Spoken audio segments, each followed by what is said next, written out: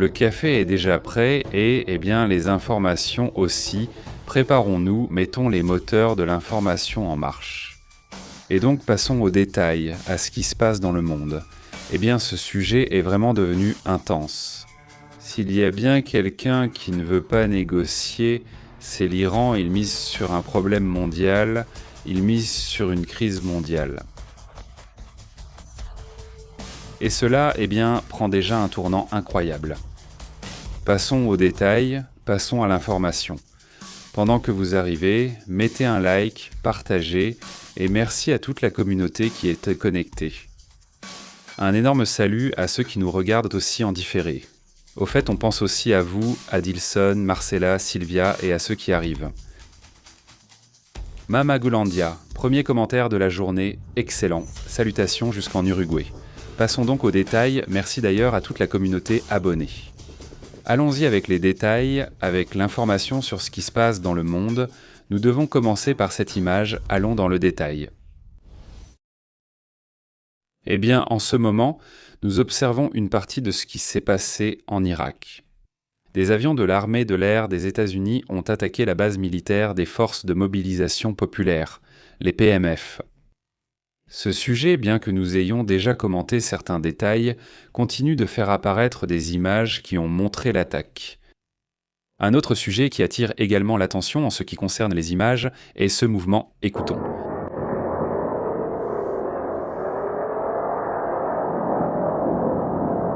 Eh bien, sur différents comptes, des mouvements ont été signalés là-bas en Israël, où l'on observe, eh bien, donc, des attaques à Tel Aviv, des attaques qui ont attiré l'attention, des attaques à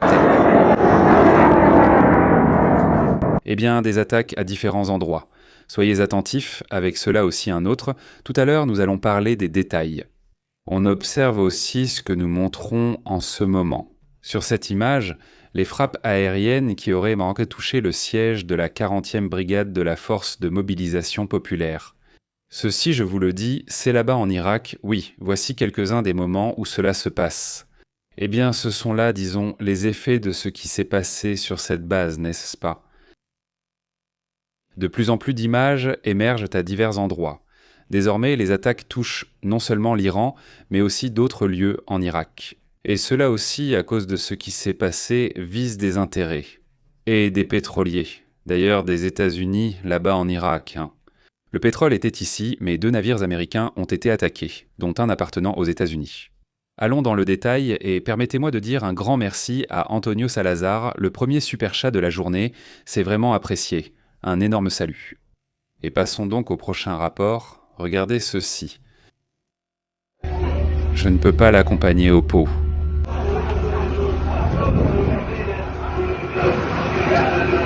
Eh bien, ce que nous voyons ici, c'est le moment où ce bateau de sauvetage part, celui que l'on observe. Là, ils arrivent, mais ensuite tu regardes de l'autre côté, et alors, qu'est-ce qu'on voit là-bas de l'autre côté, à droite, disons, à bâbord ou à tribord? Je ne sais pas lequel est ce que lequel, je ne suis pas marin, mais bon, aidez-moi un peu. Le fait est qu'il y a l'un des navires, eh bien, en feu, et évidemment les gens étaient en train de secourir les personnes, l'équipage, ceux qui étaient là, là. Ceci fait aussi partie des événements importants, et nous allons t'en raconter les détails. On observe aussi cette image, c'est le docteur Elie David qui la rapporte là-bas sur Twitter, celui qui montre, enfin, ils sont déjà plusieurs à avoir signalé comment cela s'est mobilisé. Ils iront vers différents points des aéroports pour bloquer les aéroports. Pourquoi craignent-ils que, soudainement, un tas d'hélicoptères avec des forces spéciales des États-Unis arrivent et atterrissent là, n'est-ce pas? Alors, face à cela, ils commencent à bloquer les aéroports, n'est-ce pas? Cela fait partie, disons, de cette stratégie. Maintenant, un autre point qui attire aussi l'attention, et c'est la façon dont l'histoire évolue, c'est ce qui est en train de se passer. En ce qui concerne l'Iran, il semble que l'Iran ait un intérêt, eh bien, à mettre fin, à détruire l'économie mondiale. Eh bien, au bout du compte, eux sont déjà en crise. Ils se disent, d'après tout, qu'est-ce que ça change? Non, qu'est-ce que ça change? Je les entraîne tous, c'est ce qu'ils disent. Tu vois, tout à coup, c'est pour ça qu'on a toujours dit que ce sujet des blocages, eh bien, ce qui se passe, c'est qu'ils s'habituent à être bloqués. Ils s'y habituent. Et ça n'a plus d'effet. C'est la population qui en souffre le plus. Parce qu'au final, les ayatollahs et les élites d'Iran vivent comme des milliardaires, parce qu'ils sont milliardaires. Les blocages, qu'est-ce que ça va leur faire à eux? Absolument rien. Les blocages affectent en tout cas la population, qui sont ceux à qui, au final, on ne distribue absolument rien. Donc bon, cela s'est produit encore et encore. Tu vois par exemple comment vivent les familles de Los Castro à Cuba en ce moment. Ils vivent dans le luxe tranquillement, à leur aise. En ce moment, tout le pétrole qui arrive à une entreprise privée à Cuba, par exemple, oui, il arrive dans des entreprises de la famille des Castro. D'ailleurs, donc tu te dis, en fait, la transition vers le capitalisme va se faire, mais à travers les mêmes Castro. La question est une sorte de paradoxe assez intéressant, mais bon, passons aux détails de ce qui se passe. Parce que l'Iran a déclaré « attention à cela », c'est-à-dire que les Iraniens n'ont pas seulement fait des déclarations, mais ils ont aussi agi dans ce sens. Et regardez juste un détail, voyez où il est, voilà où se trouve le pétrole maintenant, regardez comment il a augmenté hier, aujourd'hui il a encore augmenté et cela concerne déjà la journée de demain. C'est déjà ouvert, car là-bas nous sommes le 12 mars, alors qu'ici c'est encore le 11. Regardez où il a ouvert. Le pétrole est déjà sur le point d'atteindre son précédent maximum, il est pratiquement à 100 $, il est à 98 $, il est sur le point d'atteindre les 100 $. Et les Iraniens, ce qu'ils veulent, c'est le faire monter à 200 $. Ils cherchent toutes les possibilités pour que cette guerre soit coûteuse pour la planète entière. Ce n'est pas un sujet contre les États-Unis, c'est un sujet qui va coûter à tout le monde, y compris la Chine d'ailleurs, y compris le Japon, y compris la Russie. La Russie pourrait être un gagnant dans tout cela. D'ailleurs, on va dire qu'il y a une exception ici, non? Et certains pays producteurs de pétrole aussi. Mais en dehors de cela, cela va avoir un effet.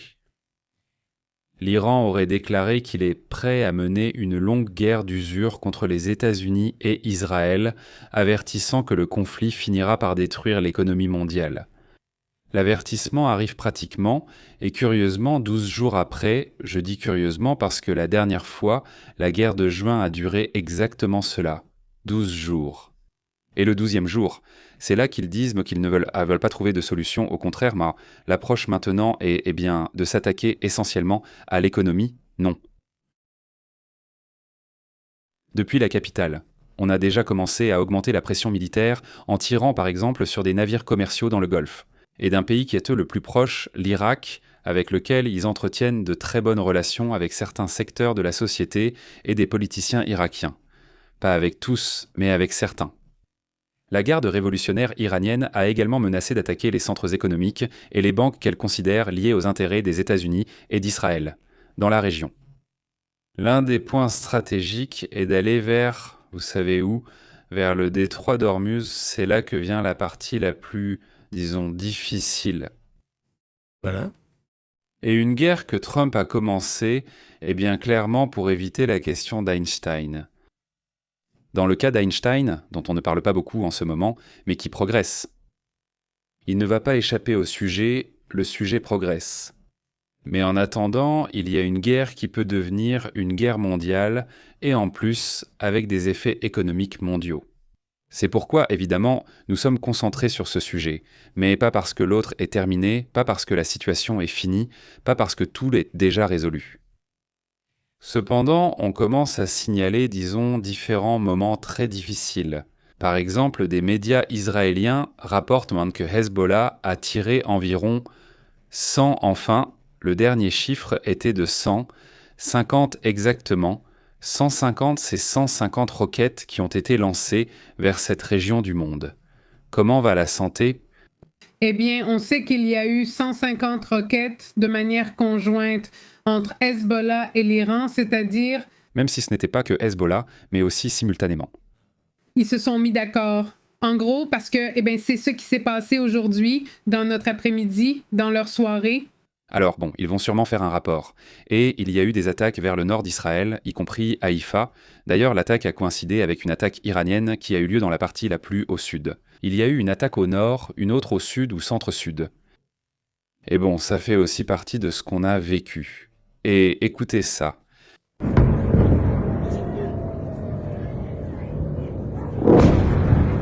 Football.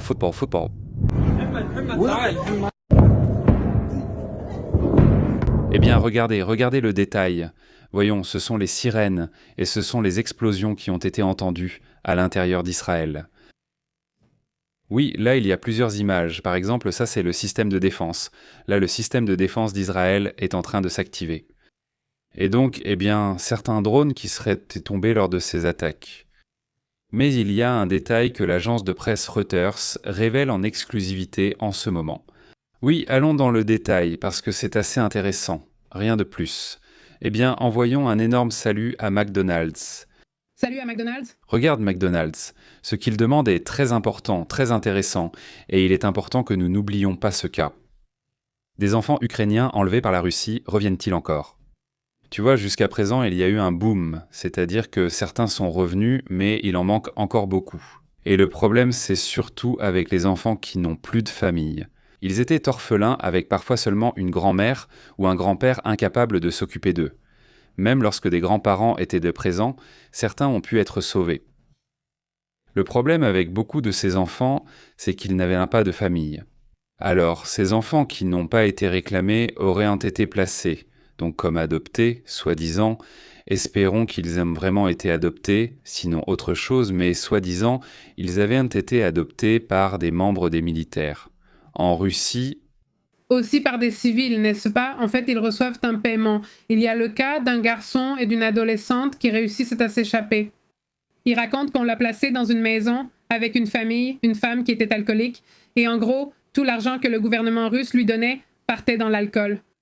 Et lui, pendant un de ces moments d'égarement de la femme, il s'est enfui. Chez les adolescents, ils se rappellent bien leurs parents et leur identité, donc peuvent rentrer. Ce n'est pas le cas pour les plus jeunes, n'est-ce pas? C'est-à-dire, quelques années sont déjà passées, ils se sont déjà adaptés, c'est vraiment difficile, mais bon, merci pour la question et merci pour votre présence. Au fait, merci beaucoup Magdalena. Et nous allons aussi aborder d'autres points importants. Regardez ce point.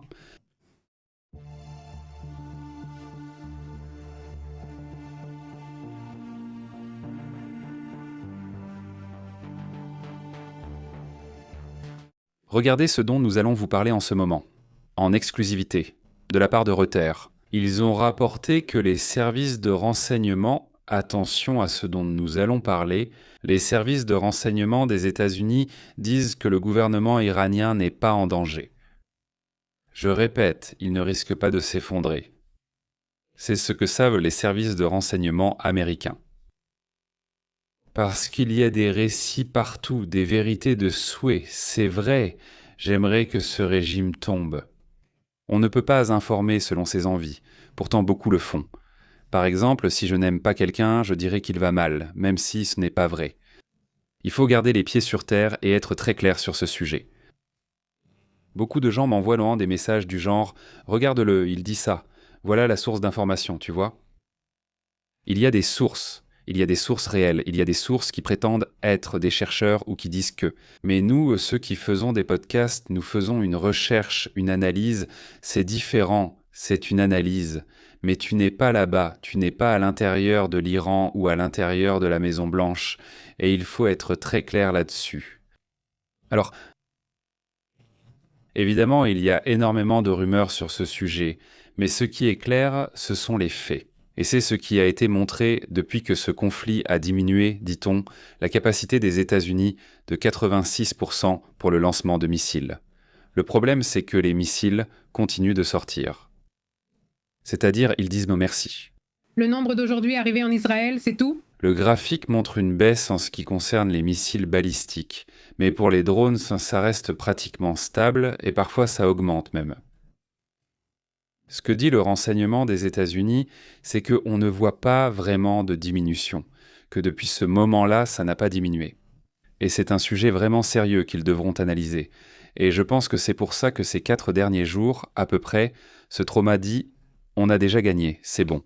La guerre est déjà terminée, ils sont déjà en train de se retirer et le régime reste le même. Mais beaucoup plus en colère et avec la justification de dire « Regardez, vous nous avez attaqués. Maintenant, l'étape suivante sera donc de continuer à réfléchir à un plan de guerre, même si la guerre prend du temps. » Désormais, la pensée des ayatollahs et de la garde révolutionnaire sera entièrement axée sur cela, avec l'objectif de détruire l'économie mondiale. Eh bien, ce que rapporte le renseignement américain dans ce mémorandum, c'est que, fondamentalement, la direction de l'Iran reste intacte. En grande partie, elle reste intacte, même si nous avons entendu dire que tous sont morts, qu'il n'existe plus de structure, il s'avère qu'en grande partie, elle reste intacte. Il ne risque pas de s'effondrer à court terme, malgré ces 2 semaines, eh bien 2 semaines à partir de samedi, qui ont été assez intenses. Eh bien, il s'agit d'une multitude de rapports de renseignement qui font une analyse cohérente selon laquelle le régime n'est pas en danger de s'effondrer. Et en plus, il garde le contrôle sur le public iranien selon des sources anonymes qui ont discuté de ces informations de renseignement. Ce rapport est sorti il y a quelques jours, c'est donc le plus récent, et face à une hausse du pétrole qui exerce évidemment une pression sur le gouvernement des États-Unis, sur Donald Trump, eh bien, ces rapports soulignent que la cohésion du leadership clérical en Iran, malgré la perte du guide suprême, reste la même qu'au premier jour. Eh bien, la blague, c'est que c'est un rapport qui jette un seau d'eau froide. Et pendant des décennies, ce régime a pensé, et son idée est très destructrice envers l'Occident. C'est le concept qu'ils ont. Pourquoi je le dis ? Parce que ce sont eux qui s'en vantent, ce sont eux qui le disent. Et en étant un pays, disons, à base théologique, eh bien c'est un. L'interprétation, en tout cas, oui, non, ce n'est pas. Oh, C'est-à-dire, la question est, c'est une interprétation, dans ce cas donc de l'islam. Version chiite et version d'un groupe de chiites à part, très axé sur l'extrême et sur la destruction de l'autre. En gros.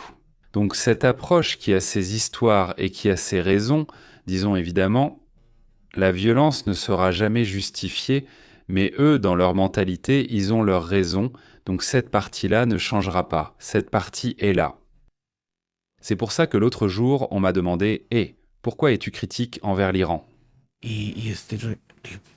Parce que je n'allais pas ne pas être critique envers un régime criminel, n'est-ce pas ?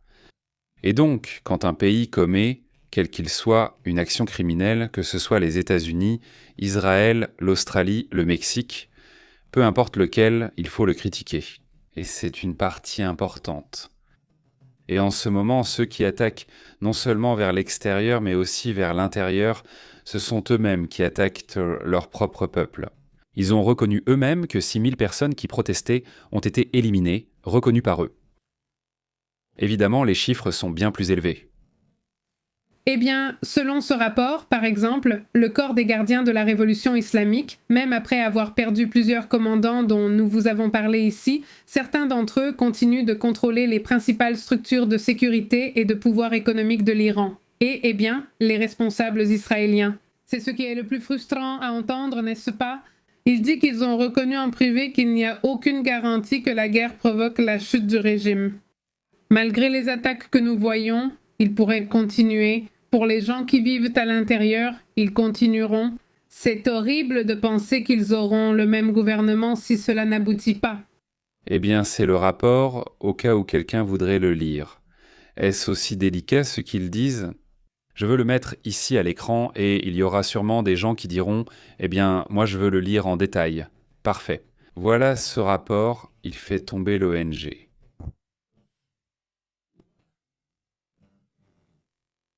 Il fait tomber et montre ce que nous voyons déjà. Ou bien sûr, c'est que clairement, il est bien supérieur à l'armée des États-Unis, bien sûr qu'il est bien supérieur à l'armée des États-Unis. À propos de la garde révolutionnaire, la question est qui est capable d'atteindre ses objectifs ? Si l'objectif était d'éliminer Ali Khamenei, parfait. L'objectif est atteint. Si c'était ça l'objectif, il a été réalisé à 100%. Voilà la démonstration. Avec quelles conséquences ? Eh bien, l'un tombe, on en met un autre et c'est fini. Pareil avec El Mencho, pareil avec tous les chefs du NARC. Si tu te concentres dans ton esprit, tu crois que parce qu'un tombe, c'est déjà... Le problème est terminé. Au revoir, mais évidemment ce n'est pas comme ça. Ça ne fonctionne pas comme ça. Le jour où ils l'enlèvent, ils en mettent un autre et on passe à la suite. Donc ça ne fonctionne pas comme ça dans ce domaine, mais plutôt dans le cas, par exemple, des Iraniens. Mais c'est à cause de toute la structure, et la structure est assez complexe, parce que c'est comme ça qu'ils se sont préparés en réfléchissant. C'est un groupe qui s'est formé à un moment de révolution, à un moment où ils avaient beaucoup de défis là-bas, même entre eux, des trahisons. Et alors, quand ont-ils commencé à créer ces sortes de cellules? Et d'après ce que j'ai pu voir, ceux qui ont pu vivre ou être à l'intérieur de ce système disent: le système est conçu pour ne jamais s'effondrer, mais je n'exclus pas qu'il puisse tomber. Bien sûr qu'il peut s'effondrer, mais il faut que ce soit, oui, avec une aide, avec un affaiblissement comme ce qui vient de se passer maintenant. Mais il faut lire exactement. En fait, les analystes disent que l'effondrement interne n'est pas seulement dû au bombardement, il faut une offensive terrestre ou une rébellion interne organisée. Et la question des Kurdes, pourquoi tout à coup on nous parle des Kurdes? Eh bien, selon les renseignements, ils ne leur donnent pas de chance parce qu'ils manquent de combattants, ils sont encore très peu nombreux et ils n'ont pas assez de puissance en termes d'armes. Aussi, il y a quelques jours, les Kurdes syriens ont dit aux Kurdes d'Iran de ne pas se convertir.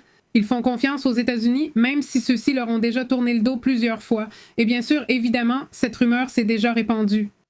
De son côté, Qui sont énervés en ce moment, tu vois qu'ils ont rompu. Oui, exactement.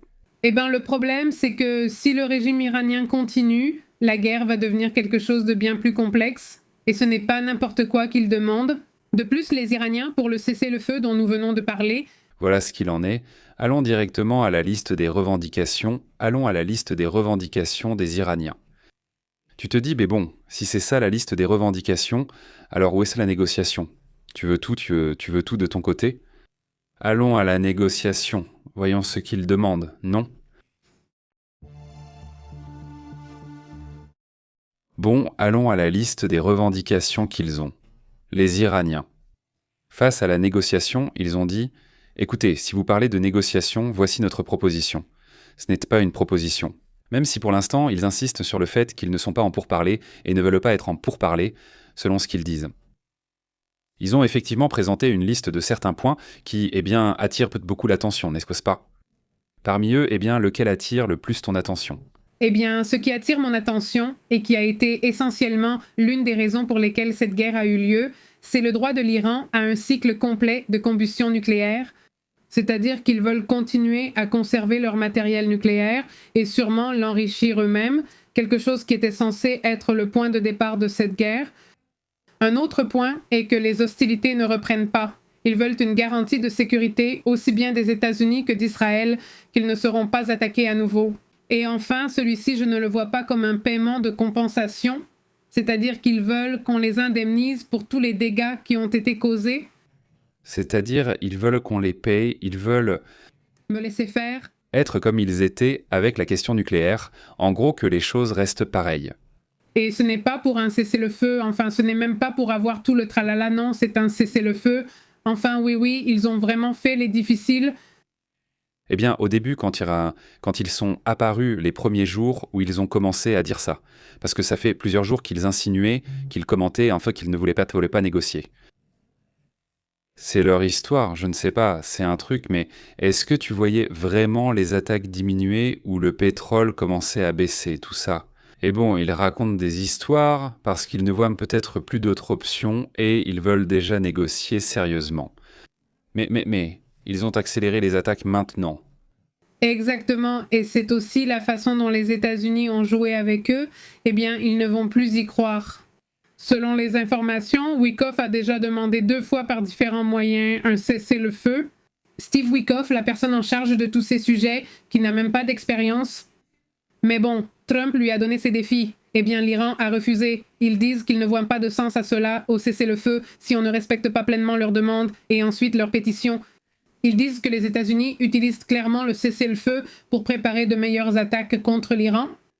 Par conséquent, pour l'Iran, il est plus facile de continuer la guerre telle qu'elle est en ce moment que de donner une chance aux États-Unis. Et en plus, s'ils suivent les États-Unis, cela les met dans un problème. Ils ne sont pas coincés dans une guerre dans laquelle ils se sont engagés seuls. Maintenant, voyons, nous allons continuer à voir la destruction de l'infrastructure iranienne, ça, il ne faut pas en douter. C'est-à-dire, ce n'est pas parce que les Iraniens ont une carte forte qu'ils l'ont, qui est la question de l'économie mondiale. Cela ne veut pas dire qu'ils n'auront pas une punition sévère. En fait, ils la subissent déjà. Par exemple, le Pentagone a publié une vidéo du commandement central des États-Unis montrant des frappes aériennes américaines détruisant des avions iraniens. Ça, cette partie va continuer, non? Ceci est un avion C-130 Hercule, un P-3 Orion et un Alucine plutôt, AL-76 qu'ils ont, ou qui montrent comment ils sont en train de le détruire. Cette partie-là n'est pas inquiétante, donc. Dans ce sens, la force est considérable, non? C'est-à-dire si c'est aussi l'objectif, dire « Hey, regarde, on diminue la puissance de l'armement, on élimine un chef, et donc au moins on les retarde de nombreuses années. » Sur la question nucléaire, si c'est l'objectif, ça pourrait aussi être un objectif valable, non? Controversé? Peut-être.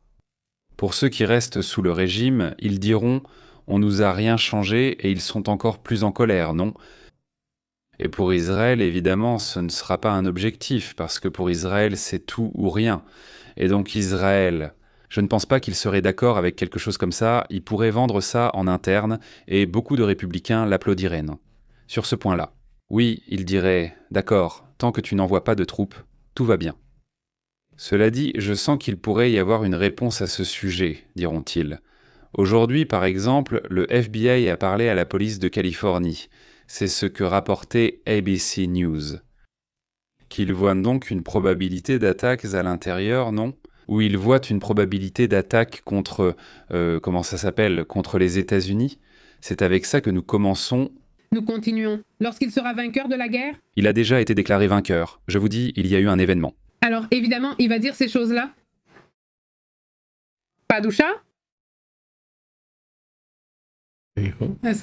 Et alors que nous prenons des mesures décisives pour arrêter la menace que représente le régime terroriste en Iran avec l'opération Fureur épique. Merci.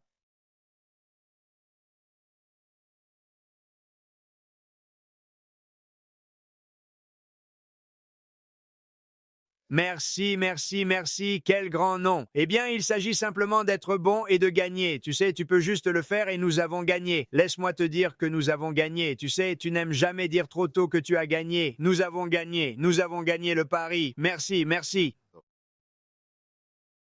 C'est-à-dire, c'était déjà merci. C'est bien, j'insiste, maintenant ce sujet est très relatif, non j'insiste, si gagner c'est ça. Eh bien voilà, n'est-ce pas? Israël va sûrement être inquiet maintenant, si tout à coup ils disent qu'ils ont gagné et que dans 2 ou 3 semaines, le pétrole est à 200 ou 300 dollars le baril. Eh bien, il va dire d'accord, oui, tu as gagné, mais à quel prix? En échange de quoi, n'est-ce pas? C'est ça la question alors. Comment allons-nous mesurer cela? Eh bien, nous pouvons le mesurer momentanément.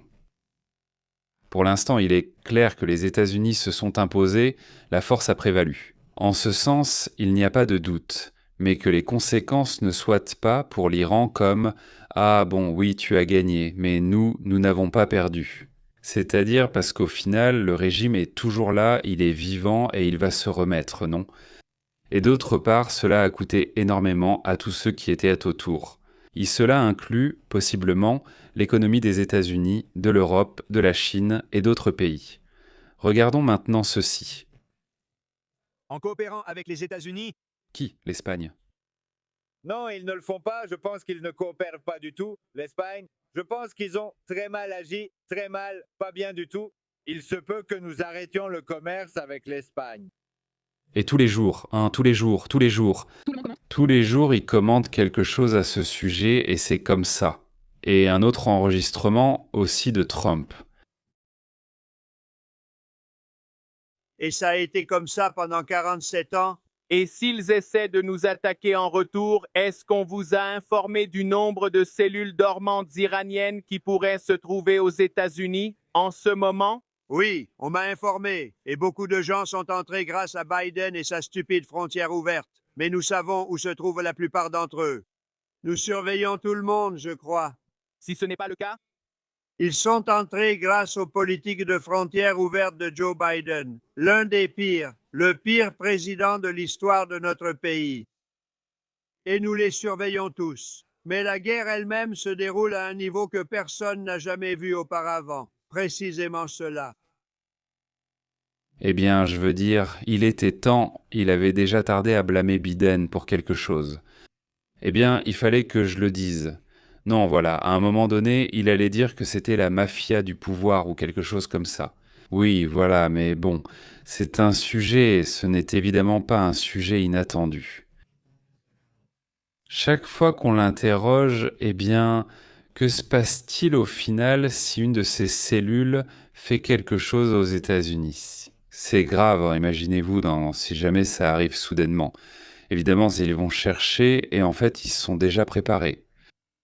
Eh bien, ils vont chercher des boucs émissaires, dire « Ah, c'était lui, c'était l'autre, c'était le gouvernement précédent, ce n'est pas ma faute, nous n'avons absolument rien fait. » Eh bien, c'est aussi ça. Et regardez, en parlant de ça, allons justement à ce qui est déjà en train de se passer. En ce moment, ils signalent une série importante de cyberattaques. Qu'est-ce qui se passe? Qu'est-ce que vous savez? C'est-à-dire, il y a déjà des rapports indiquant que depuis le début de la guerre, il y a aussi une cyberguerre. Un groupe de pirates informatiques qui affirment être liés à l'Iran a revendiqué la responsabilité d'une série d'attaques contre des entreprises de technologie médicale. Cela semble être le premier cas significatif d'attaque contre quelque chose d'important, pas seulement faire tomber des sites ou des choses comme ça, mais ça va déjà plus loin. Pas exactement dans ce cas. Le premier cas, à partir de maintenant, parce qu'il y a déjà eu des cyberattaques auparavant, on peut compter à partir du début de cette deuxième guerre. Eh bien, l'entreprise Stryker, qui a été la victime de cette attaque, est basée dans le Michigan et produit une gamme d'équipements et de technologies médicales. Et il faut rappeler que l'Iran mène toujours des attaques d'effacement de données. C'est leur marque de fabrique, effacer les données, et leur objectif est simplement de supprimer toutes les données des réseaux informatiques. Parmi les victimes, il y a même eu Saudi Aramco, une compagnie pétrolière d'Arabie Saoudite en 2012, ainsi que Casino Sansa en 2014. Et donc aujourd'hui, il y a eu un cas mercredi qui semble avoir été un type d'attaque différent. Ce n'est plus le même type d'attaque. En plus d'effacer, l'entreprise Stryker a fait d'autres actions. L'employé qui a signalé ce qui s'est passé a demandé à ne pas être identifié car il n'est pas autorisé à parler de ce qui s'est passé. Mais le travail, et là il est dit que les pages, les téléphones qui avaient été fournis ont cessé de fonctionner. Le travail a été paralysé en gros, et la communication avec ses collègues aussi, donc en gros, l'entreprise s'est retrouvée dans l'incapacité de fonctionner au moment où cette attaque a eu lieu. Cette attaque a été menée par une équipe appelée Andal, à qui l'on a attribué le piratage de Strikers sur leur compte. Ils l'ont revendiqué sur leur compte Telegram et X. Et c'est un groupe qui fait généralement ce qu'on appelle des exploits de plateformes de réseaux sociaux. Et ces derniers jours, il a supprimé les anciennes versions de ses comptes. Bon, voilà, c'est le début. Donc, eh bien, ce genre de logique de mouvement commence évidemment à se produire. Regardez d'autres images que nous surveillons des bateaux qui ont été incendiés cette fois-ci. Eh bien, ce sont ces bateaux qui étaient amarrés à l'Irak, du pétrole irakien. N'est-ce pas? C'est l'attaque contre les Thaïlandais. Contre les Thaïlandais. Ah, c'est celui du matin, le chargement du matin. Non, oui. Celui du matin. Ce sont les seules images partagées à ce sujet. Le navire que vous voyez derrière, le cargo, ce serait le premier qui a été attaqué hier soir. Oui? Oui. Eh bien, vers 5 heures du matin, nous avons fait un rapport de mise à jour. Ils en avaient déjà 4 à ce moment-là, oui, puis 2 autres se sont ajoutés. Il y a quelque temps, cet après-midi, pour nous cet après-midi. Auxquels s'ajoutent 2 pétroliers, l'un venant des États-Unis, dans la mer d'Irak, en fait, du pétrole irakien, et l'autre, je ne sais pas d'où il vient, l'autre pétrolier. Mais regardons cette image, car c'est aussi à part de ce qui se passe dans cette série d'attaques. Regardons les images. Permettez-moi, et bon, si vous venez d'arriver, je vous demande de liker la vidéo, de la partager, si vous voulez nous envoyer un super chat, 1000 merci, évidemment. Et regardez, c'est l'un des cargos qui s'est passé par là. C'est l'un des pétroliers qui sont passés attaqués aujourd'hui près de l'Irak. Comme nous le commentions, il existe la possibilité que l'un d'eux soit des États-Unis. C'est l'information qu'en fait une page gère. de celles qui gèrent le trafic, la logistique des navires qui se déplacent sur tous les océans du monde. Eh bien, l'un d'eux serait parmi les attaqués, ce serait une entreprise des États-Unis, et le second, apparemment, un sous-pavillon grec. Ce sont des attaques venant du Liban. Ce qui est vraiment surprenant, c'est qu'il y a des gens qui vivent leur vie. C'est un restaurant, vous pouvez voir, en plus, il y a une terrasse à l'air libre au-dessus. Et les gens savent parfaitement que lorsqu'Israël annonce que l'endroit va être attaqué, ils peuvent rester tranquillement dans d'autres zones. Ou alors ce sont des Libanais. Ils regardent dans les explosions là-bas au fond, pendant qu'ils vivent leur vie ici, dans un petit restaurant, dans un petit bar, peu importe, en regardant les explosions. Pourquoi cela arrive-t-il soudainement, cette partie que l'on n'arrive pas à comprendre ailleurs, non? Mais pourquoi cela arrive-t-il? Parce qu'ils savent quand Israël leur dit « Il va y avoir une attaque dans telle zone, à telle heure, l'attaque a lieu à cette heure-là, et ensuite les avions reviennent. » Normalement, c'est pour détruire l'infrastructure du Hezbollah. C'est tout ça le sujet, et les gens là-bas ne veulent pas du Hezbollah. Ils veulent qu'ils partent. Aujourd'hui, nous avons montré l'image d'un homme politique qui est pro-Hezbollah, un député du Liban. Quand les gens ont appris qu'il était là, ils se sont précipités, littéralement pour le chasser, n'est-ce pas, de la zone. Maintenant, qu'est-ce qu'on voit ici ? Nous voyons, sans vraiment savoir, il nous montre les attaques qu'Israël est en train de mener. Je veux dire Israël, les États-Unis, Israël. Et en même temps, juste là maintenant, on n'entend rien. Il est avec une guitare là. Il est en train de jouer de la guitare. Voyons si on peut entendre quelque chose.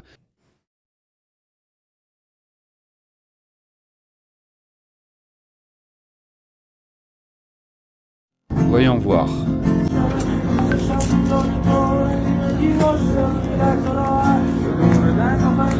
Pendant ce temps, là-bas il y a cette explosion. Ici il y a des jeunes qui chantent ce qui semble être une sorte de petite ballade, non? Et c'est intéressant de voir ces deux images, celle-ci qui est en Iran, n'est-ce pas? Et l'autre image qui est au Liban. C'est très intéressant d'observer cela parce que ensuite, soudainement, ce qu'on voit, c'est que tout le monde est en panique. Ça arrive. Eh bien non, n'est-ce pas? Je veux dire, oui, bien sûr, évidemment, c'est un conflit et tout, mais il y a aussi de la vie, c'est-à-dire, non, apparemment, il y a de la vie, évidemment, et les gens, évidemment. Ils cherchent à éviter le risque, n'est-ce pas, d'être en première ligne, mais aussi, il y a aussi ce genre de moment. Attention à ce qui se passe avec la population iranienne. En ce moment, ils sont en train de les chercher. Tous les jours, ils sortent avec des menaces. C'est-à-dire, tous les jours, la garde révolutionnaire sort pour dire « Si vous protestez, on va vous tuer. Si vous protestez, vous êtes des ennemis. » S'ils protestent, c'est pour intimider, mais les gens n'ont plus peur. Dans tout ça, peut-être que l'objectif ou la phase 3 de tout ce conflit finira par fonctionner, n'est-ce pas? Cette partie-là, on ne le sait pas, n'est-ce pas? Mais tu vois que les gens, ils pensent à autre chose, ils veulent quelque chose de différent. Même si le régime veut mettre toute sa force contre la population et, rester en place, n'est-ce pas? Mais bon, voilà le problème. Passons donc à d'autres sujets importants.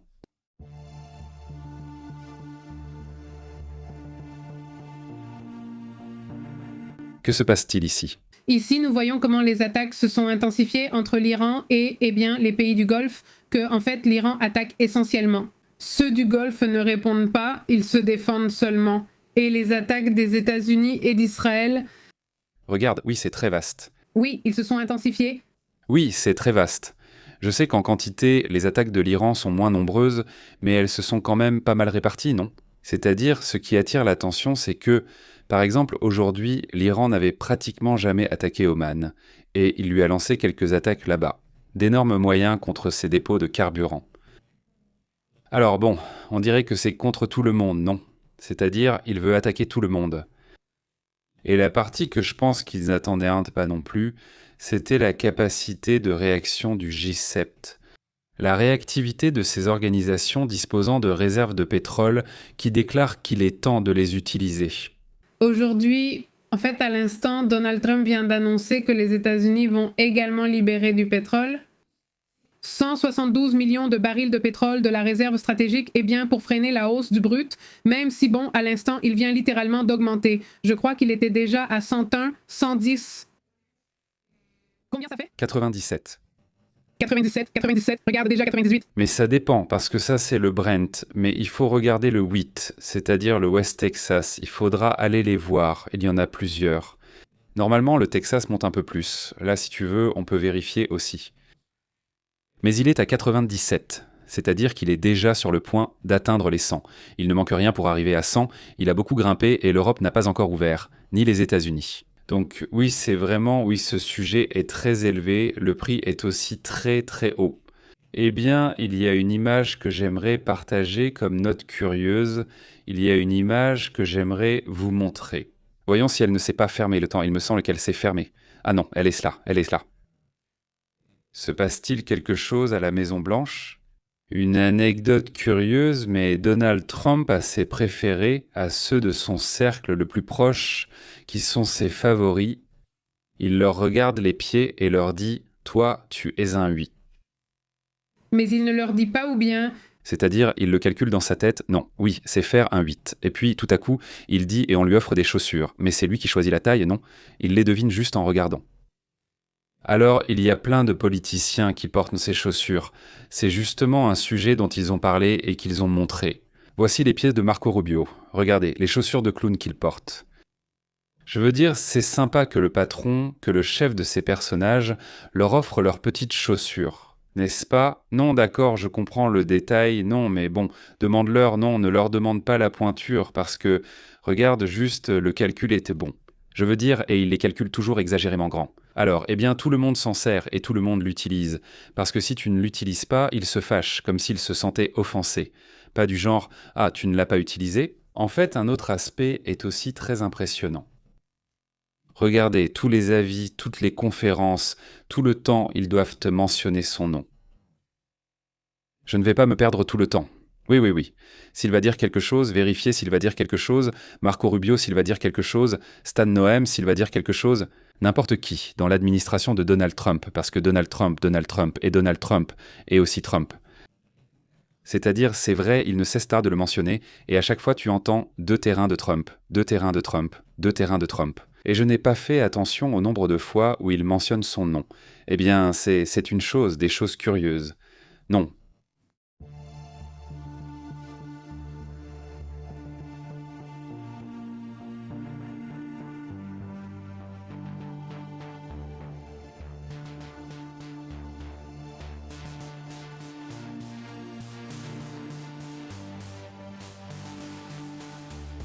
Remarquez qu'il signale plus d'attaques en ce moment de l'Iran.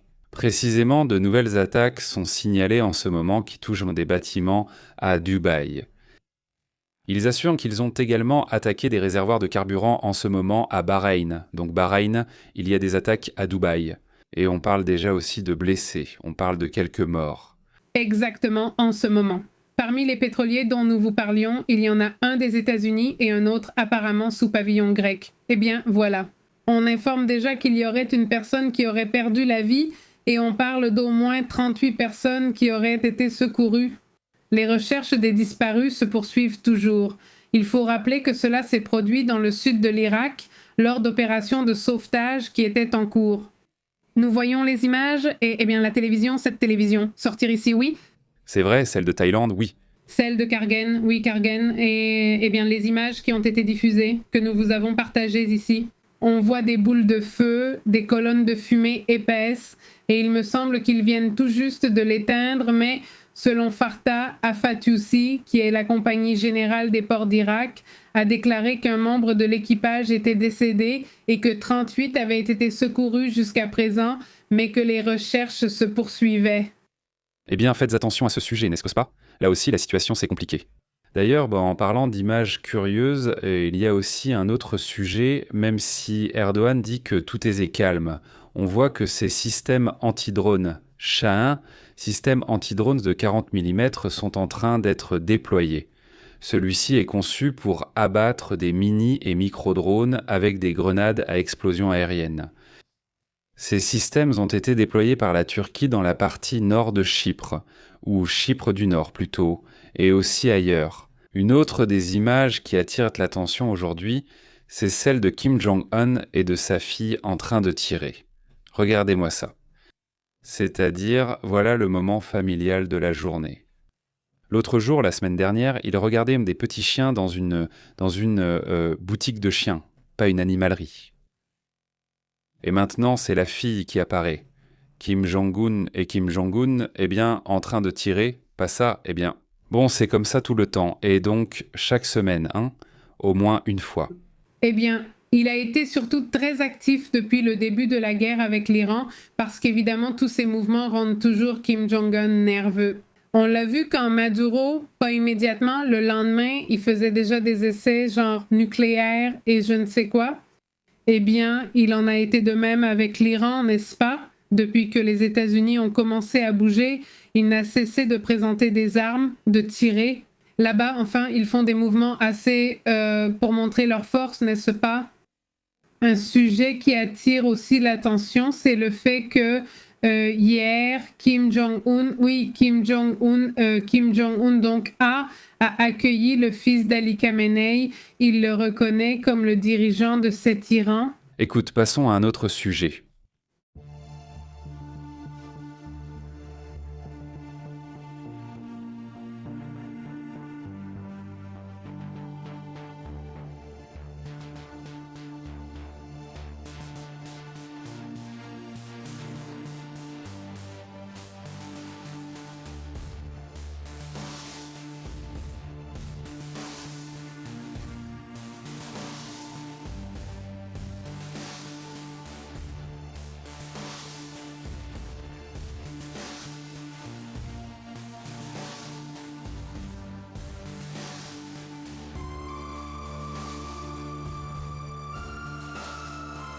Regardez ça.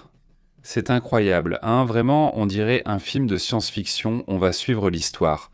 Comment ça s'est passé, n'est-ce pas? L'image est enregistrée par un robot.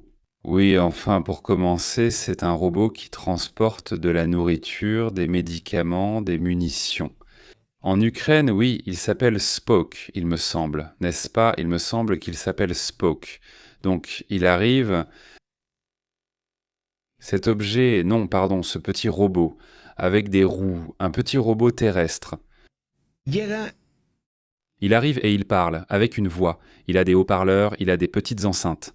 Et il dit « Gloire à l'Ukraine ». Non, enfin, il dit « Vive l'Ukraine », c'est ce que dit le petit robot. Non, je pense aussi que c'est pour s'identifier. Comme il fait partie des leurs, non? Il venait d'arriver, c'est-à-dire qu'il était vide, parce qu'il venait d'apporter un ravitaillement en nourriture et en munitions à un autre groupe qui était plus loin. Alors, ils lui disent « et ils le saluent ». Non, évidemment, j'imagine, il doit y avoir quelqu'un qui le conduit. Ils disent « écoutez, il y a un blessé et il est vide, on ne va pas monter le blessé, voilà le blessé ». Non. La personne, eh bien, est déjà, évidemment, prise en charge par les mêmes camarades. C'est-à-dire, bon, ce n'est pas quelque chose de très, très grave, mais ils doivent quand même l'emmener chez un médecin. Alors, ils le mettent sur le petit robot, et le petit robot l'emmène, il fait tout le trajet pour l'emmener là où se trouve le blessé. Je vais avancer un peu, parce que la vidéo est un peu longue. Évidemment, tout le trajet est difficile à parcourir, parce qu'il y a des attaques, évidemment, non? Donc voilà, c'est le groupe, et le groupe le reçoit là où il y a déjà un médecin, et ils descendent la personne blessée. Alors, regardez, là, il y a le... Non, eh bien, le monsieur, évidemment, il a énormément remercié parce qu'il l'a sorti du front, parce qu'il avait besoin d'être soigné. Non, donc, là... C'est un sujet vraiment très grave. C'est un sujet où nous avons vu des choses vraiment très étranges.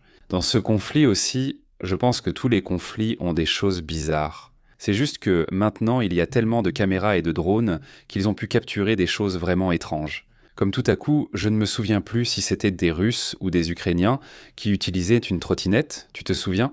Bien sûr, et à Dodan aussi, oui, des Russes. Et ils volaient des ânes, ou en Russie, on leur donnait des ânes. Enfin, après, la Russie disait non, mais c'est quelque chose de normal chez nous. Dès qu'ils ont commencé, on les a critiqués en disant qu'ils semblaient ridicules sur des ânes. Mais bon, c'est normal quand tu n'as pas d'argent, oui. Eh bien, ou quand la guerre est, disons, intensifiée, évidemment, tu vas voir des choses étranges, non? Mais entre ça et à quel point c'est futuriste. L'autre jour, il y a quelques jours, je vous montrais un drone qui est un drone, une technologie ukrainienne qui projette un laser vers le bas. C'est comme une lumière pulsée, un laser, quelque chose comme ça. Et ça détruit les fibres optiques des drones. Tu vois, maintenant, il y a des drones qui transportent des fibres optiques, des fils de fibres optiques très longs pour ne pas perdre le signal. Alors, ce que fait ce drone, c'est qu'il scanne le sol, il descend, il vole et il scanne tout. Il se rend compte de quoi en faisant cette pulsation vers le bas. Et avec ça, il détruit, parce que ce sont des fils très fins, il détruit la fibre optique et avec ça, il fait que les drones perdent le signal. Alors, entre le côté futuriste que ça donne et le fait qu'on voit encore des tranchées. Ce n'est pas la deuxième, comme la première. Pendant la Première Guerre mondiale, on voit des tranchées, des animaux, mais aussi des robots qui sauvent ou attaquent main des gens. Il n'y a-t-il pas beaucoup d'images où le robot, le chien robot par exemple, transporte des explosifs, une charge lourde qu'un drone aurait du mal à porter? Mais si c'est un robot terrestre, et il fait exploser des bases ou des dépôts ou des choses comme ça, des tunnels et tout ce genre de choses. Mais bon, c'est là que réside le problème.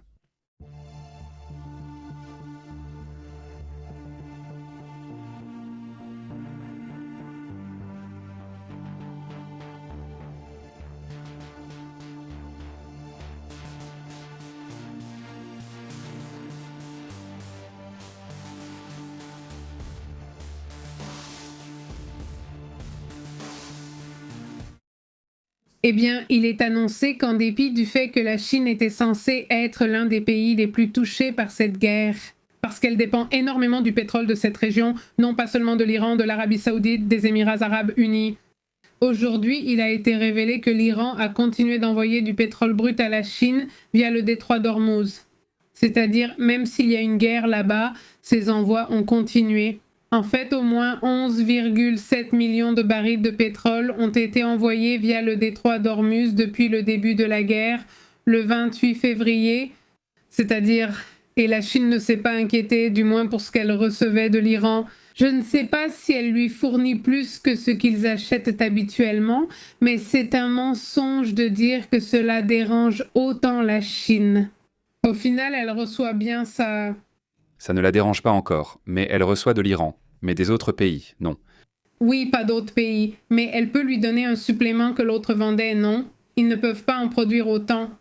Tu sais, parce que là, regarde, l'économie reste, étrange, non? Elle n'est pas non plus tombée, n'est-ce pas? C'est-à-dire, ça c'est Shanghai, et par exemple, ça c'est Hong Kong. Hong Kong, lui, est vraiment tombé, tu vois? C'est-à-dire, Hong Kong a subi une forte chute. Ils sont maintenant gérés différemment, évidemment, Hong Kong et Shanghai. Il faudrait voir, il me semble qu'il y a une troisième bourse, là tout de suite je ne l'ai pas, mais bon, ça ne les a pas autant affectés. Donc apparemment aussi, De plus, l'Iran reçoit toujours de l'argent. l'Iran continue de recevoir de l'argent, c'est-à-dire que les affaires continuent. La Corée du Sud est aussi en baisse, même si aujourd'hui c'est une légère baisse, jusqu'à présent. Et le Nikkei, c'est-à-dire le Japon, attend un instant. Voyons, voilà, le Japon aussi a mal commencé aujourd'hui, enfin demain, non, le 12. Ils sont déjà avec une petite baisse, allons-y. Ils n'ont pas encore récupéré toute la chute qu'ils ont eue à cause de ce conflit, mais plus ou moins, au moins, la valeur a un peu rebondi chez eux. Aujourd'hui, les États-Unis sont restés plus ou moins stables. Non, c'est-à-dire, cette idée qu'ils ont déjà récupérée à 100%, eh bien non.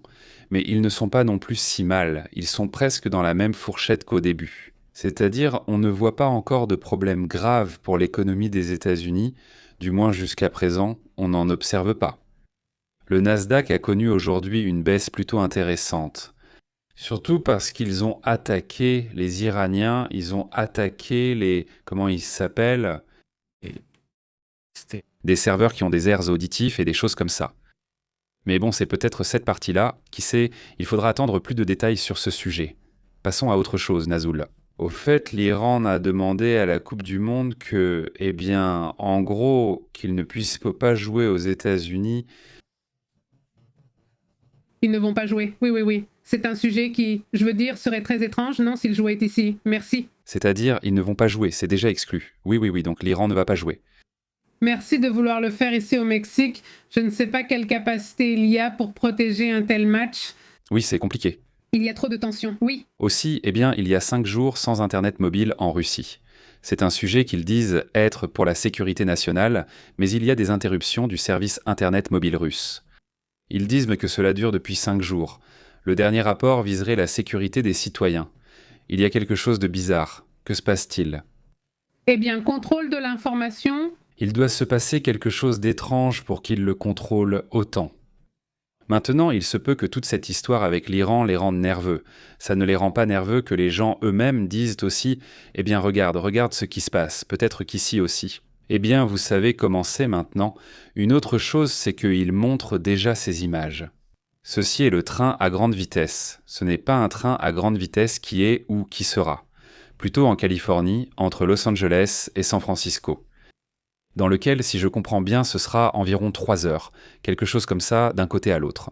Eh ben oui, parce que la Californie est assez grande, hein. C'est vaste. Il s'agit presque de traverser la Californie du sud au nord en 3 heures. Je trouve cela vraiment pas mal. Le train à grande vitesse de Californie sera l'un des projets d'infrastructure les plus ambitieux des États-Unis et vient de présenter de nouveaux designs offrant une vision renouvelée de l'avenir. Eh bien, il semble qu'il va rouler à peu près, vous savez à combien ? Environ 70 km par heure. Tout comme ceux d'ici, qui se sont inspirés de ceux d'ici. Récemment, ils ont évoqué la perte pour le Mexique. Non, vraiment non. Ne le croyez pas, non. Évidemment, ça va aller à une vitesse, comme une balle, vraiment. Ça va aller à une vitesse. C'est étrange, n'est-ce pas? Je veux dire, du Japon. Depuis combien d'années existe le train à grande vitesse? Eh bien, depuis les années 80, je crois. Et les Chinois construisent donc des trains à grande vitesse comme si c'était... Celui-ci maintenant, le train à grande vitesse est déjà lent. Pour eux, oui, ils sont déjà dans le super train à grande vitesse ou similaire. Enfin, oui, c'est vraiment impressionnant. Mais bon, nous avançons à un rythme différent. Apparemment, ici, le petit train avance comme ça, tu vas à vélo et tu vas plus vite. Franchement, pour ce qui est de l'exercice, non, et c'est plus sûr. C'est aussi vrai, de quoi? Est-ce nécessaire? Moi, je pense que c'est nécessaire qu'on construise des trains et que le Mexique soit relié d'une autre manière. Par exemple, le Pacifique et l'Atlantique n'ont pas de bonne communication. Imagine qu'il y ait, ça va coûter cher, mais qu'il y ait des communications rapides entre les deux côtes. Je ne serais vraiment pas contre. Mais bon, loin que cela arrive, passons à d'autres sujets importants.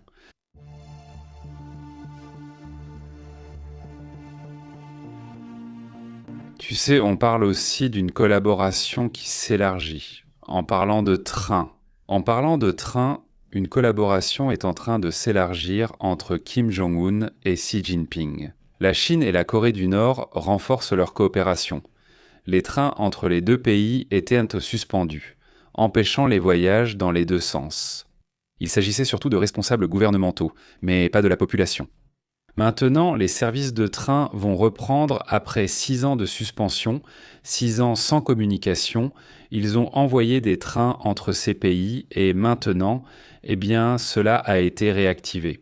Exactement. Il faut se rappeler que tout cela a commencé avec le Covid et maintenant c'est réactivé. Il est aussi surprenant qu'ils aient mis autant de temps à le réactiver. On voit bien que la relation n'était pas bonne. Sinon, cela aurait été réactivé plus vite, non? Oui. Ou enfin, c'est ce qui était montré en ce moment.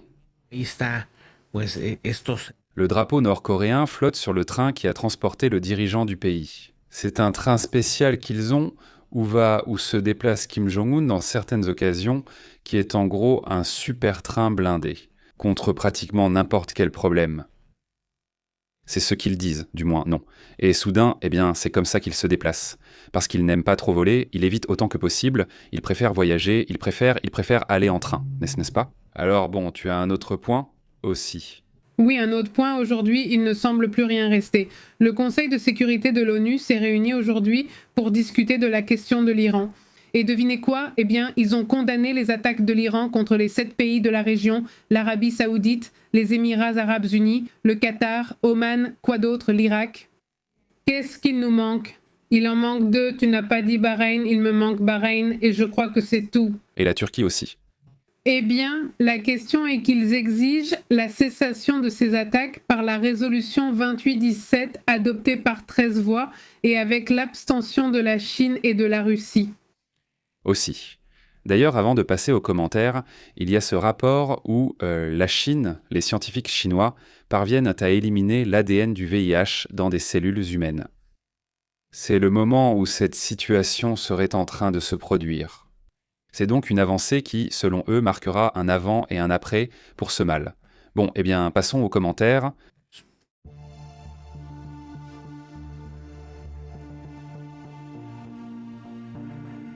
Comment allez-vous? Comment ça s'est passé pour vous? Un grand merci à toute la compagnie, à toute la communauté qui nous accompagne, qui nous tient compagnie. Voilà. Pardonnez la redondance et regardez, un énorme salut à Dante Léon, un grand merci à tous les membres, à toute la communauté qui est membre maintenant.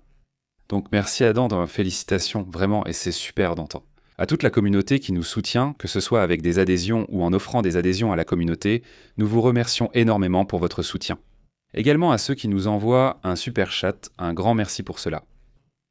Quoi de neuf? Comment ça va? Qu'en dis-tu Dante et la communauté? Salut, on va saluer ici Ruben Williams. Comment vas-tu, Ruben? Et on salue aussi, Rublox, dit Gibran. Salutations à Benedicto Villegas aussi, et il dit salutations à Gabriel Dario. Comment vas-tu, Marcella? Salutations. Très bien. À Gloria, il dit salutations. Gloria, il dit qu'elle va déjà à l'école. Bon, demain, elle est déjà allée dormir. Salutations à Alex Flores, comment ça va? Il dit que la Californie est menacée aujourd'hui, dit Alex Flores. En fait, C'était énorme, tellement que Gavin Newsom est sorti et a dit que, eh bien oui, qu'ils avaient reçu l'information. Ensuite, le FBI est sorti pour dire, mais rassurez-vous qu'il ne se passait rien, que c'était tout. C'était comme juste au cas où il ne se passerait rien. Il ne s'est rien passé, aucune attaque. Mais je vais faire confiance. Que Gavin Newsom et le gouvernement fédéral, qui s'entendent très mal sur d'autres sujets, eh bien qu'ils collaborent sur ce sujet qui est très important, qu'il y ait de la sécurité et, eh bien, c'est tout. Je pense qu'ils vont faire tout leur possible pour éviter quoi que ce soit. Et, évidemment, eh bien, si jamais il y a une cellule dormante, eh bien, ils doivent aussi prévoir cela. Incroyable. Salutations McDonald's, salutations Antonio Salazar, salutations. Excellent, merci pour votre super chat. Salutations à Heidi, comment vas-tu? Bonsoir à Jalala. Jalala, ça va? Et toi, Heidi, que se passe-t-il dans la communauté? Dit Ruben Williams. Je pense qu'au rythme où vont les choses, avec la hausse du prix du pétrole, le litre atteindrait les dollars. Espérons que ce ne soit pas le cas. Salutations, Ruben. Salutations, Ruben. Comment ça se passe dans les pays où vous vous trouvez tous les deux?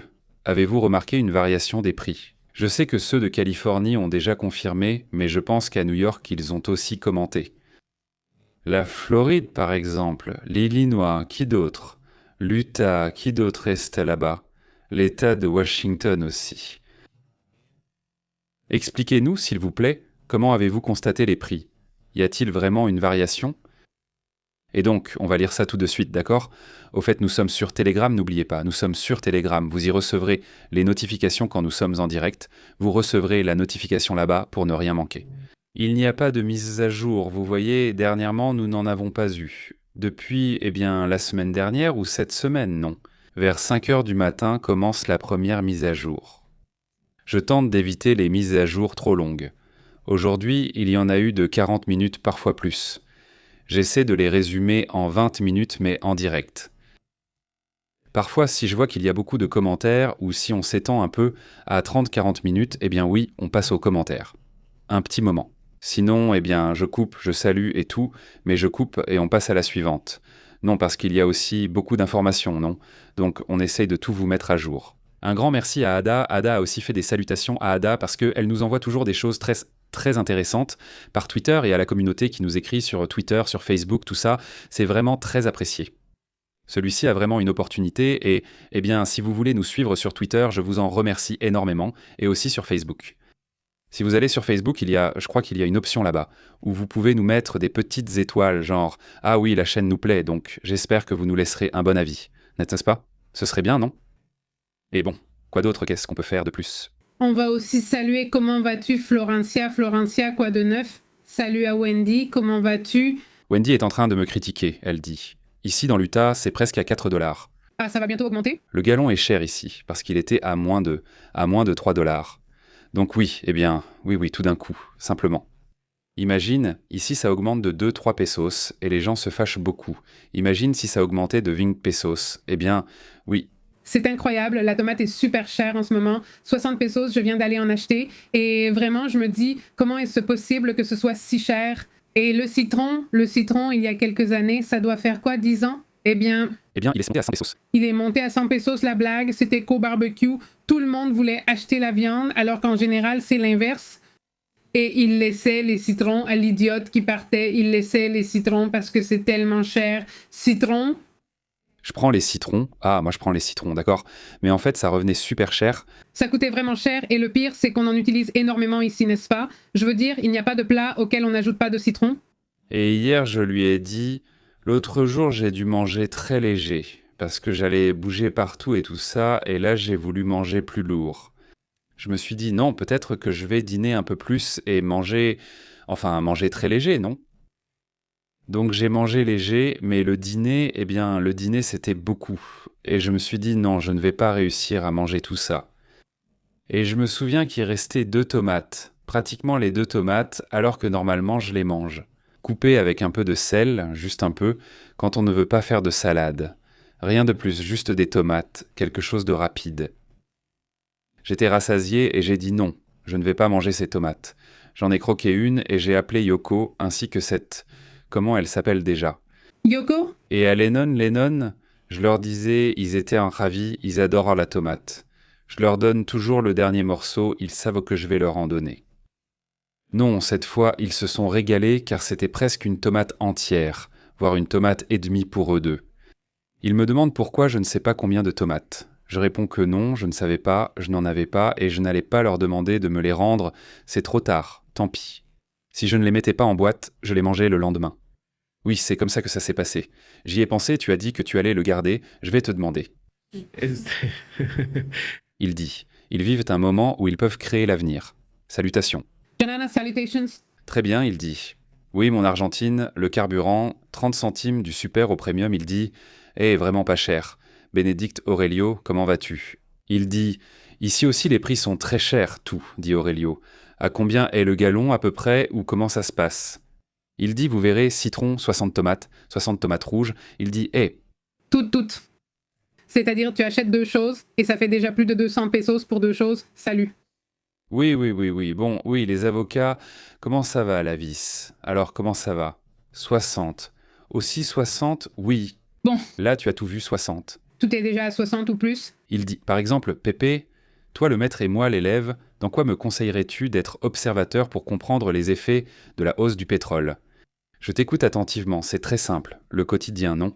Si soudainement tu commences à voir que tout commence à augmenter de prix, je pense qu'on serait déjà sur la bonne voie. Qu'est-ce qu'ils estiment en ce moment que ça va augmenter de 1 ou 2%? Aussi, qu'ils ne veuillent pas soudainement nous imposer de fortes hausses de prix plus tard. Non, pas le pétrole. Je veux dire, le pétrole ne devrait augmenter que de 1 ou 2% au maximum. Oui, si ça montait à 200 $, alors ce serait une hausse de 4%. Oui, enfin, mais ça ne devrait pas être quelque chose d'énorme. Je veux dire, ça ne devrait pas soudainement exploser de 30% comme c'est souvent le cas. C'est ce qu'ils font toujours. Ils augmentent beaucoup, mais refusent ensuite de baisser. Oui, c'est ça le problème, ils ne baissent plus rien. Le prix du pétrole a baissé, mais toi tu gardes les mêmes prix qu'avant. Oui, ici au Mexique ça arrive souvent, je ne sais pas si ça baisse aux États-Unis, mais pas ici. Non, si quelque chose augmente, après pour que ça baisse... D'accord, il dit. Papa Novak, des phrases sages. Mieux que de pardonner, c'est de guérir l'imagination blessée, que l'imaginaire a offensé, oui, offensé, a ouvert dans la blessure de l'ego, de l'apparent, moi. C'est Aldous Huxley, philosophe anglais, qui l'a dit. C'est très bien, ça vraiment mieux que de pardonner, c'est de guérir la blessure imaginaire. La blessure imaginaire s'ouvre très facilement. Très bien. Celui-ci dit « Je ne vis pas, il est en train de me dire, ils sont en train de discuter là-bas, Ruben. » Et un autre jour, je disais en commentant, en regardant la phrase que dit ce papa de Novak, « Oui, j'ai vu une fille, j'ai vu le cas d'une fille qui avait été... Quelqu'un avait abusé d'elle, mais elle affirmait ne pas se sentir victime car elle avait déjà dépassé cela. Je pensais que c'était essentiel, ne pas vivre toute sa vie avec le fardeau de « je suis la victime ». Non, je pense qu'il doit aussi y avoir un moment où tu te dis « bon, ça suffit, parce que sinon tu te fais du mal tout le temps. » C'est-à-dire... Car c'est comme donner encore plus de pouvoir à celui qui t'a abusé, non? Salutations, il est écrit ici Rublos Pancho, ça dépend de la région. Oui, bon, ici à Monterrey, à 60, dit Christy. Commentaire. Si vous n'avez pas de jardin, mettez des pots de tomates. Elles produisent beaucoup. J'ai ainsi économisé tout l'été sans en acheter. Sérieusement, Christy est là? Oui, il faudrait le faire, parce que... C'est cher, mais amusant et joli, c'est l'essentiel. Tu ne trouves pas que c'est une bonne pratique? Je parlais justement de ça il y a un moment avec mon fils aîné, parce qu'il m'a montré un projet. Je ne sais pas si c'est en Californie ou ailleurs, mais le magasin s'appelle Coop, pas Coop. Ce que je comprends, c'est que c'est un magasin où tout le monde collabore avec le magasin. Et tu peux aller vendre tes produits là-bas et utiliser quelque chose comme ça, non? D'accord? Alors je lui ai dit, bon, tu sais, ici, il y a eu un projet à Monterrey, en plein centre de Monterrey, une ville industrielle et tout. Sur un petit terrain, ils faisaient des plantations. Oui, c'était un jardin communautaire. Un jardin communautaire. Tu voulais aider, tu aidais et tu pouvais emporter un peu de légumes, de fruits. Ce que tu voulais. Alors, ou si tu n'avais pas le temps, comme c'était notre cas, tu pouvais acheter une caisse de légumes. Et tu demandes combien ça coûte. 200 pesos, tu te rends compte, 200 pesos la caisse, une belle caisse en bois, et c'est 200 pesos remplis jusqu'au fond d'eux. Comme ça de tout ce qu'ils ont, mais là tu ne choisis pas ce que tu vas acheter. C'est-à-dire, ils te mettent ce qu'il y a. Ce qui est sorti de la journée, c'est ce qui est sorti aujourd'hui, et bien voilà. Et la caisse est remplie, 200 pesos. Non mais, pas... Rien, mon père, car tu goûtais des fruits ou légumes que tu n'achèterais pas normalement, tu hésitais à les acheter et à les utiliser. Donc, non. C'était bien, mon père. Pendant que j'avais le projet, eh bien, nous étions là, non, comme si on achetait et on te l'apportait chez toi et tout était super. L'idée, le concept, dommage que, eh bien, je crois que c'était à cause de la pandémie, il me semble que c'était ça, non. Quelque chose. Ils ont commencé à avoir des problèmes à cause de l'affluence. Quelque chose s'est passé sur les terrains, je ne sais pas, mais c'est fou qu'une ville puisse produire autant de nourriture. Je veux dire, combien de terrains sont gaspillés par là, non? On pourrait y faire ce genre de pratique, tu crées une communauté, tu rencontres des gens, tu gagnes un peu d'argent ou tu gagnes de la nourriture.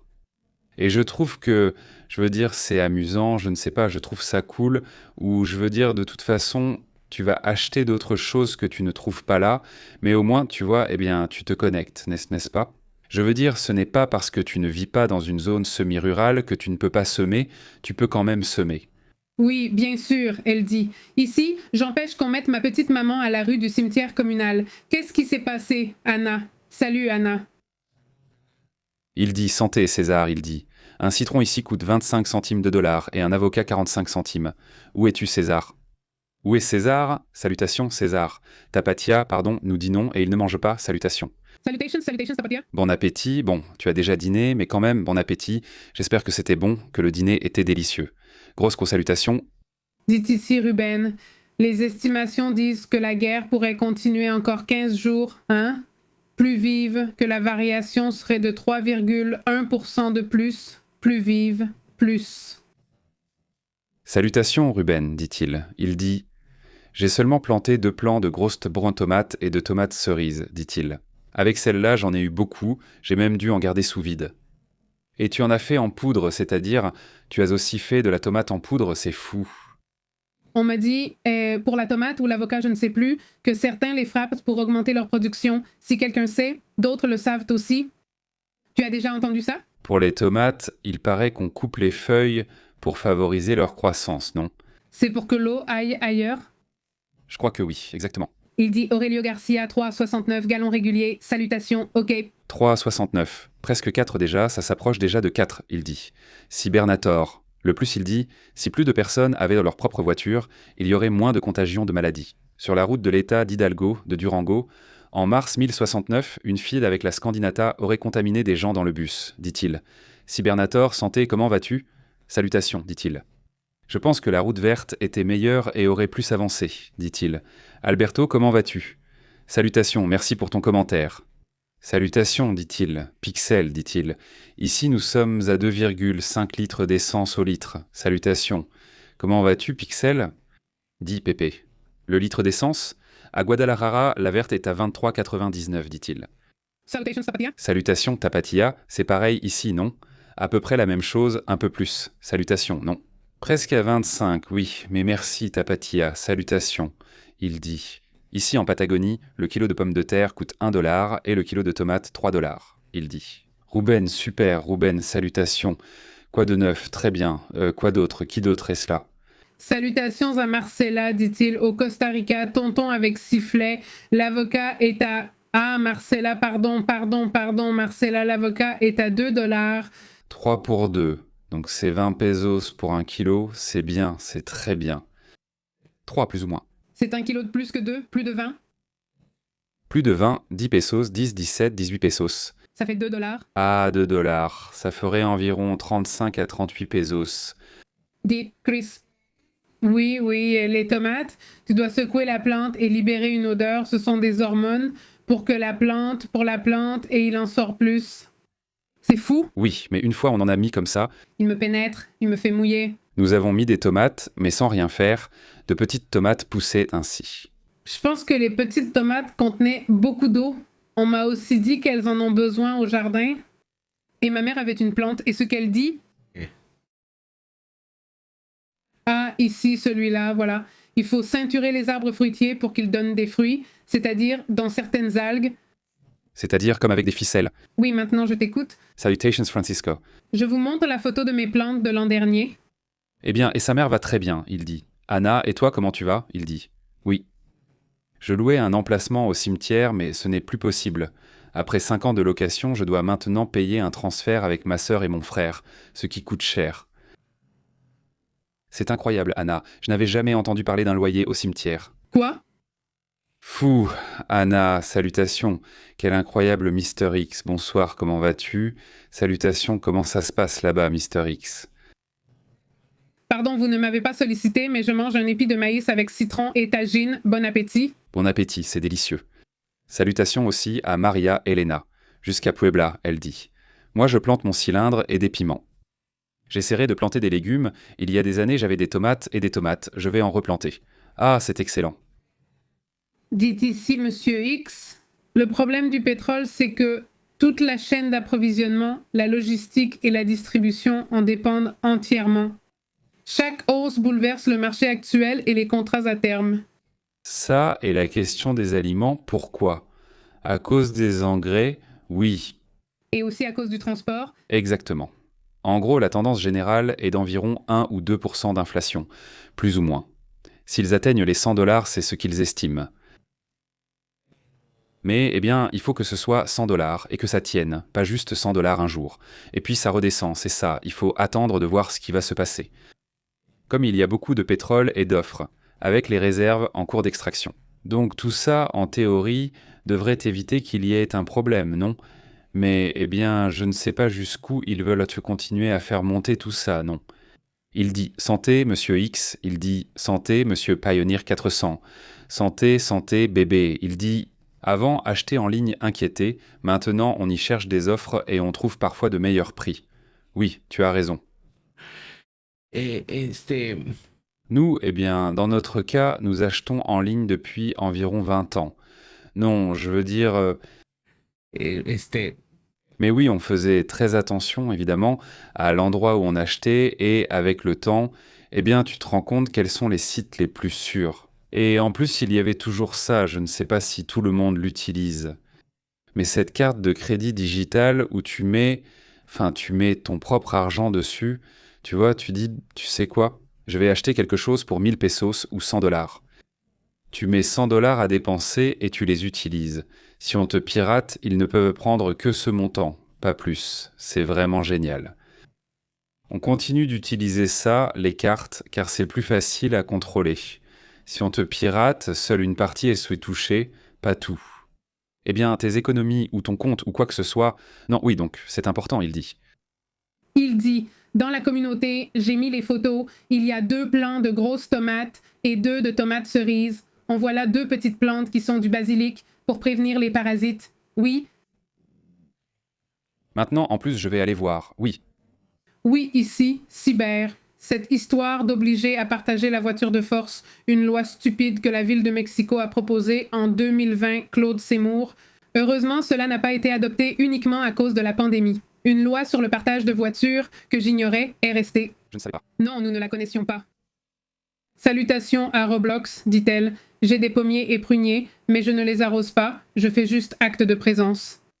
Et quand c'est la saison de la récolte des fruits, donc tu y vas juste, tu ramasses ce qui est à toi et c'est tout. C'est fou, vraiment fou. Et ça, tu l'as vu à Torreón qui est très sec. C'est vrai. Dit Pixel. Heureusement, j'ai eu le temps d'acheter quelques petites choses sur Shein avant que les prix augmentent et que tout s'effondre, que tout prenne du temps et qu'il pleuve. Meurs. Oui, je sais déjà. Cette fois aussi, ça a pris du temps. Bon, alors, dit Crystal, astuce. Pour les tomates, il faut leur mettre un tuteur ou un guide vertical. Regarde. Nous avons aussi une autre photo, publiée il y a 6 heures. Oh, ma belle. Ce José Zaraté, les poules de José Zaraté, il dit « Écoute, elles sont vraiment jolies. Oui. Tes poules sont vraiment jolies. Ton petit terrain est vraiment beau.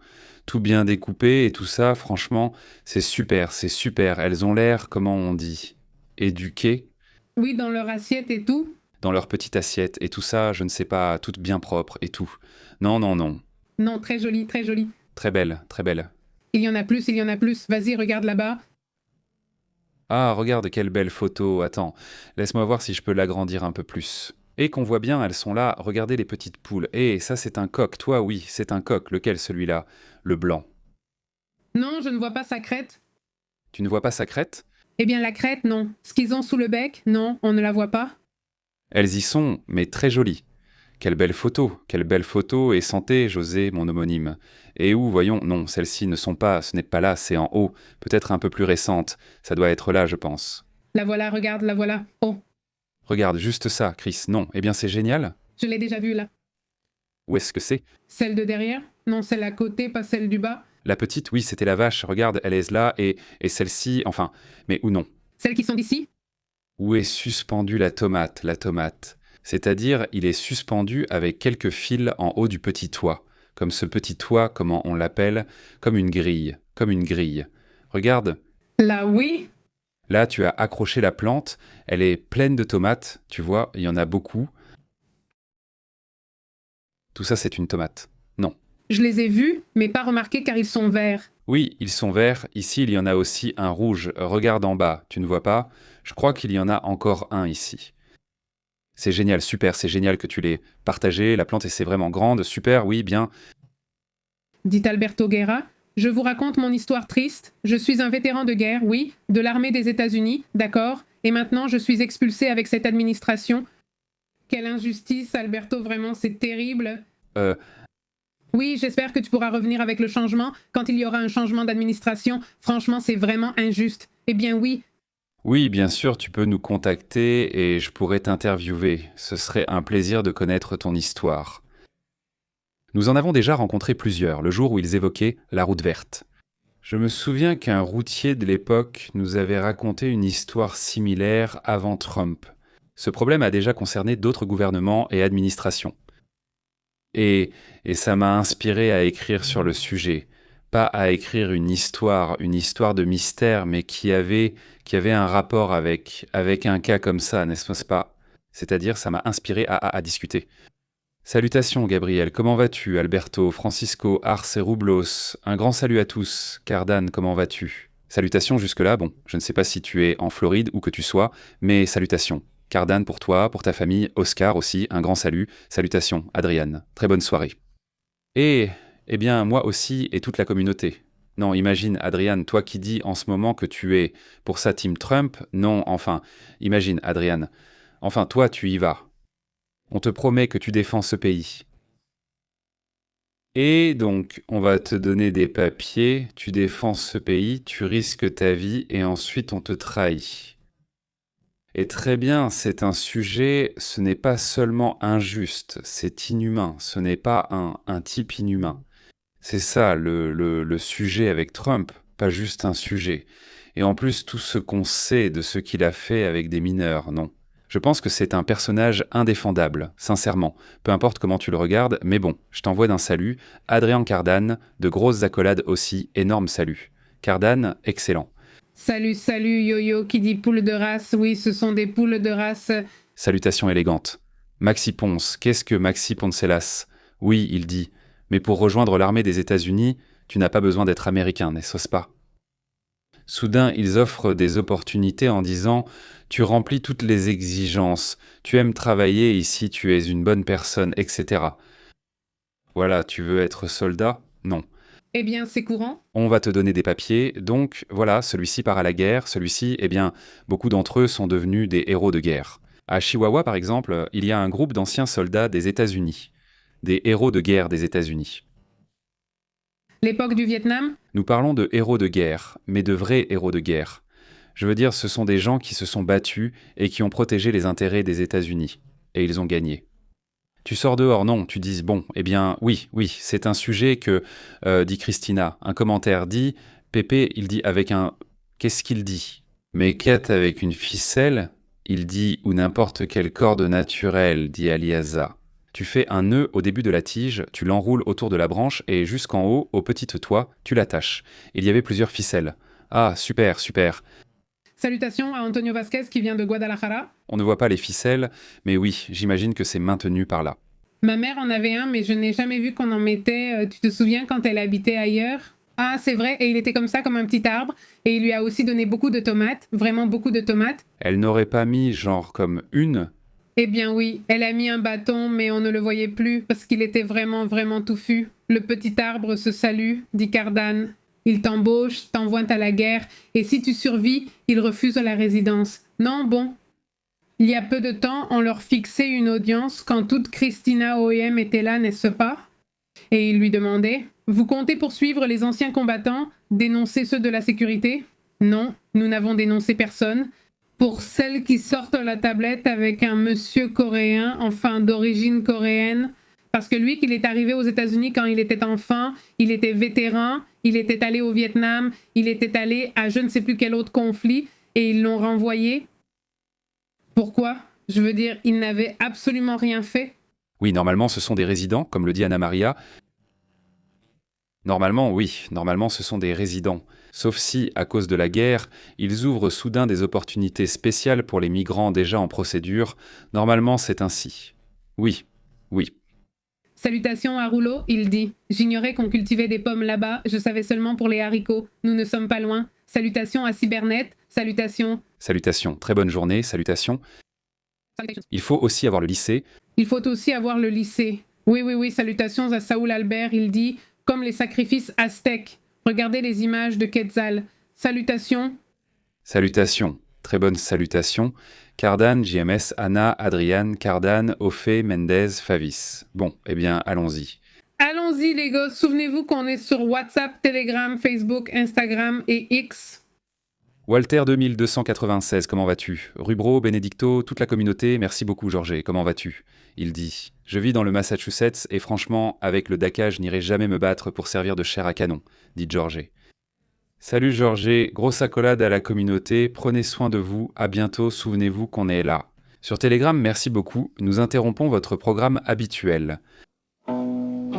Merci de vous brancher sur la vérité, c'est Pépé en direct. La vérité est intense, pure, l'insolite est réelle, pure. Ici, nous l'analysons avec une perspective globale. Ne reste pas à l'écart, connecte-toi à la chaîne Pep en direct. Pep et Astrid contrôlent le signal, disant la vérité. Journalisme brut, ici on respecte ça. Active l'alerte, ne perds pas la trace, jusqu'à la prochaine fois. Oui monsieur, on fait l'appel, oui, abonne-toi. Pépé en direct à la casa.